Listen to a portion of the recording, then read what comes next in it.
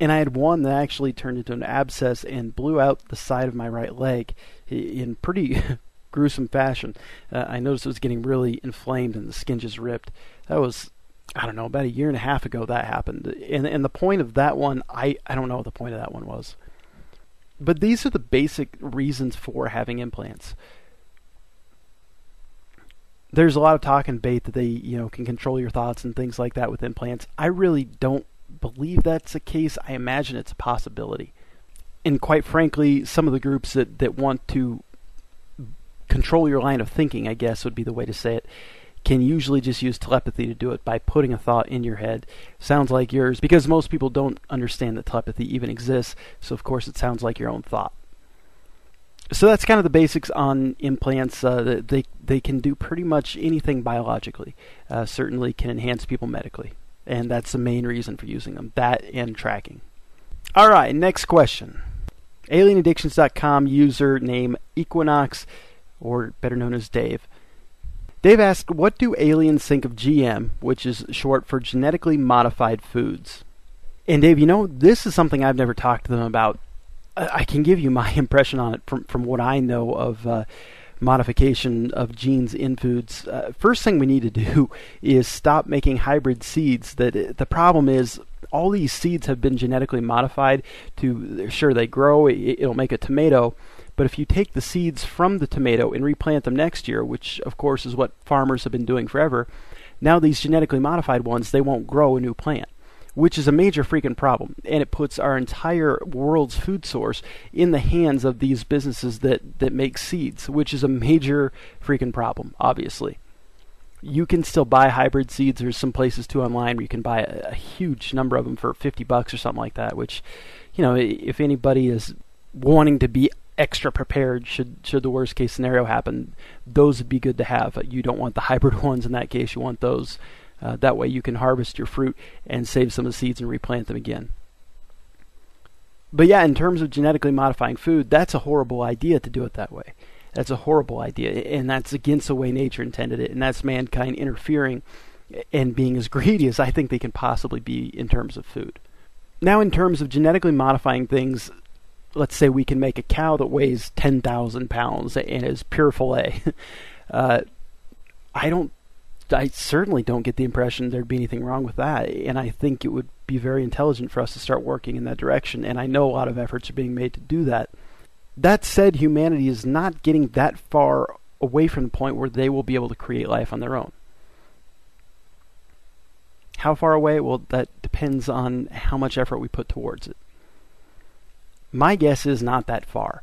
So my point with that is, yeah, absolutely. I feel, certainly personally, this isn't, not from them directly, but I feel that, genetically modifying our food in ways that is productive is a good thing. We always want to keep the original copy of the cow. Let's say we make all 10,000 pound cows and they, get some horrible, crazy modified cow disease and, they all turn to rot or whatever. That would be a bad thing, obviously. So we want to keep the original around. My opinion is, yeah, it's a great thing to do. Also highly necessary because the world population is pretty high and getting bigger. So that's not straight from them. That's more my answer. I'd have to assume they'd be somewhere along the same lines. Logical thinking to them is of utmost importance. And to me, it's only logical to produce better food for ourselves using genetics if we have the capability to. I think it'd be a good idea to keep the original around just in case we screw it up, which we almost certainly will. At least a couple times. That's how it works when you're doing anything new. All right, next question. All right, AlienAddictions.com, username Keith, who, by the way, I want to thank very much for helping us with our new page layout that we have up that some of the users who've been there before may have noticed. It looks really nice. Keith hit the nail right on the head. I thought this was a pretty cool question. He said that most people claim the aliens that contact them are from the center of Orion's belt, which is what shocked me because that's exactly where they told me they were from. He then goes on to say, but this particular star is very young, about 4 million years old. It's also very intense, among the hottest and brightest known star in the universe. So his question was, if this is a star they're from, are they just orbiting around it in a big mothership? Or how's that work? Because apparently it has no planets. He says it's a very short-lived supergiant, 4 million years old max. and it will likely self-destruct into a supernova within the next million years. And Keith, this is a great question that you asked, and I'm glad you asked that, and I thought it was cool that apparently other abductees have been told that they're from the exact same star. That's precisely where they told me they were from. Are they just orbiting around in a mothership? I don't know. I actually didn't know there were no planets around there. And this has always sort of been a question of mine, too, when they said our coordinates are this, because when speaking to people, they need to obviously speak to the individual, and I'm just not that well versed in the location of stars and things like that. Generally speaking, I am with constellations and things like that. But that was one thing I never quite understood. Are you guys in that general direction, or is it that actual star? The response I got when I asked that is that general area. So really didn't answer either way. What I took that to mean was that it's that star and there are other stars in the area around that. Whether it means towards that star, whether it means that star in particular, I don't know. They sure specifically said that star.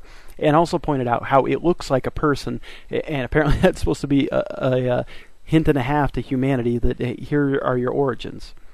But Keith, I really don't know. I know they certainly have their own planet.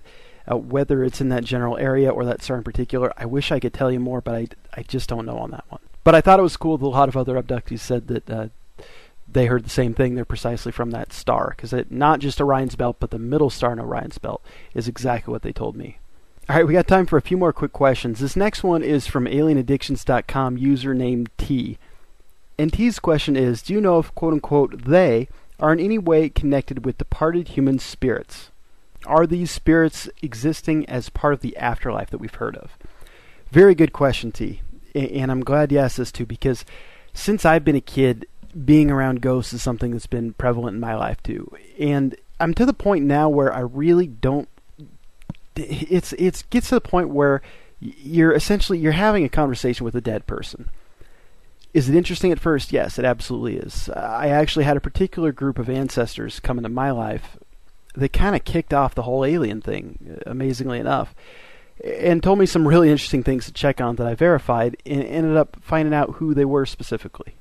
And it got to the point where that group would just come through over and over and over, and it got, I don't want to say weird, it was special, but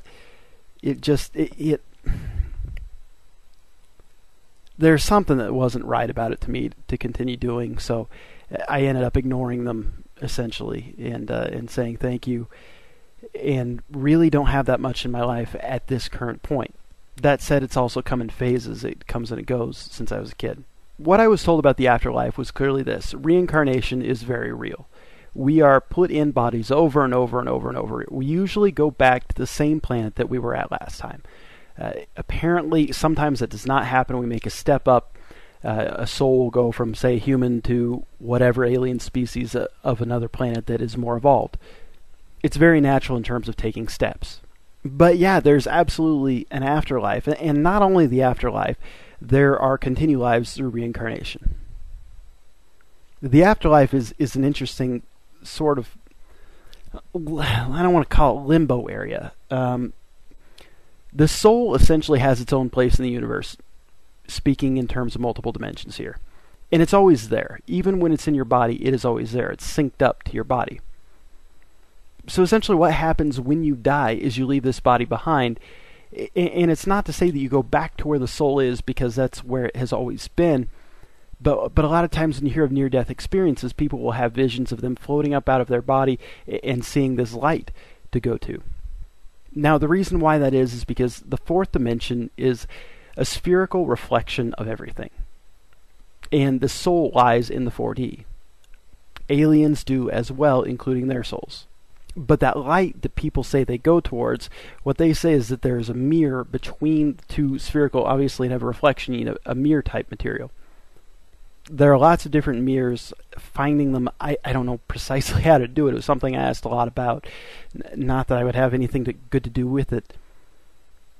But essentially going through that light is going through the mirror, basically, visually. Which certainly strongly implies that before you get to the light, at least, when you die, you can still see, which is fascinating to me. But near-death experiences around the world have told the story of people feeling they come up out of their body and see the light.